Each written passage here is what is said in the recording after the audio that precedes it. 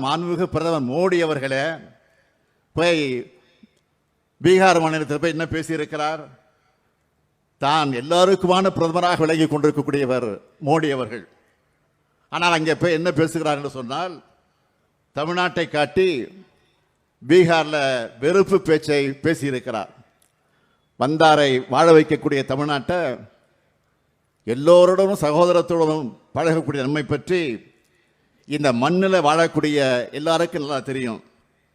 கடந்த 1ஆம் தேதி வெளியாகி இருக்கக்கூடிய தினத்தந்தி நாளிதழ்களில் கூட பீகார் மாநிலத்தைச் சேர்ந்த மக்கள் அழைத்திருக்கக்கூடிய பேட்டியை நீங்கள்லாம் பார்த்துருப்பீங்க.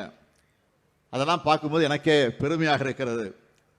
தமிழ்நாடு எப்படியெல்லாம் எங்களுக்கு வாய்ப்புகளை உருவாக்கி தருது, தங்களுடைய வாழ்க்கை தரத்தை எப்படியெல்லாம் உயர்த்தி இருக்குதுன்னு மிக தெளிவாக பீகார் மக்கள், தமிழ்நாட்டில் வந்து பணிபுரியக்கூடிய, தொழில் செய்து கொண்டிருக்கக்கூடிய, வாழ்ந்து கொண்டிருக்கக்கூடிய அந்த பீகார் மக்கள் பேசியிருக்கிறார்கள்.